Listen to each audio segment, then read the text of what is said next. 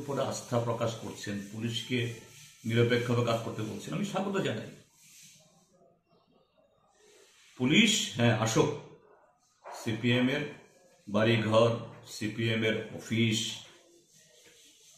সবখানে যাক, দেখো যদি কোনো অপরাধী লুকিয়ে থাকে অবশ্যই কেন অপরাধীকে রেয়াত করবে। কিন্তু আজকে ত্রিপুরাজ্যের মধ্যে আমি তো হলপ করে বলতে পারি, আজকে শাসক দলের যারা নেতৃত্ব তার ডানে বামে সামনে পেছনে এদের সাঙ্গ পাঙ্গ, এদের ছবিগুলো এগুলো একটু মিলিয়ে দেখুন, কারা যারা নেশাদ্রব্য পাচার করে যা ধরা পড়ছে,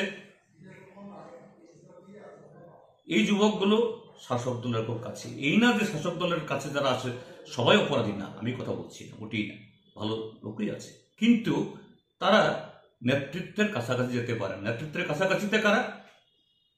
তারাই নারী পাচার, মাদক পাচার, পিডব্লিউডি অফিস, ব্লক অফিস, বিভিন্ন জায়গায় সিন্ডিকেট, যারা অসাংবিধানিক পথে কোটি কোটি টাকার মালিক হচ্ছেন।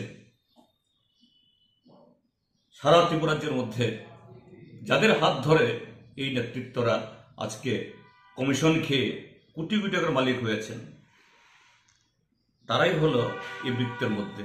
সাধারণ মানুষ যারা, এরা ভিড়তে পারেন না।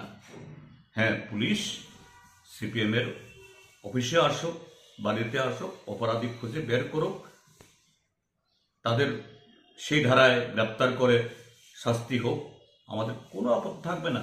কিন্তু সাথে সাথে সে পুলিশ যেন শাসক দলের এই তাদের যে বৃত্তের মধ্যে যারা আলো করে আছে তাদের দিকেও তাদের চোখ ফেরাক।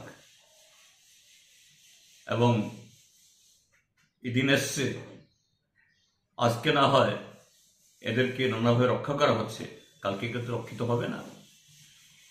কাজেই এগুলো বুঝতে পারছেন রাজীব বাবুরা। উত্তর ত্রিপুরার এক নেতা বলছেন যে আমাদের এই শহরে কোনো লাল ঝান্ডা উঠতে পারবে না, প্রকাশ্যে বলছেন কোনো লাল পতাকা উঠতে পারবে না, নিষিদ্ধ। যদিও আবার ক্ষমা টমা চেয়ে নিচ্ছেন আবার, তো ক্ষমা টমা চাইলেও ক্ষমা পেয়ে যাবে জনগণের কাছ থেকে, এটা হবে না। এবং তাদের ঘরে পুলিশ যাবে, অর্থাৎ উর্দিপরা পুলিশ না গেলেও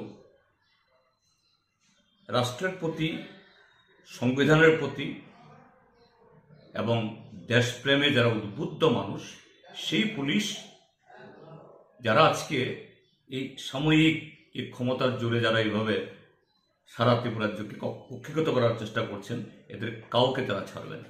কাজেই এই জায়গাতেই অক্সিজেন খুঁজে দেওয়ার জন্য দলের লোকদেরকে রাজীব বাবুরা এবং অন্য বাবুরা এই কথাগুলি বলছেন। আর একজন সাংসদও কদিন পরে বলছেন কদিন যাক এদের শিক্ষা দিয়ে দেব। এই বিভিন্ন সামাজিক অনুষ্ঠানে এই সমস্ত হাত পা ছুড়ে বলছেন। এটাই হলো ঘটনা। আসল কথাটা হলো যে ভয়, আতঙ্ক ঢুকেছে, সে আতঙ্ক থেকে এই সমস্ত কথা তারা বলছেন আজকে।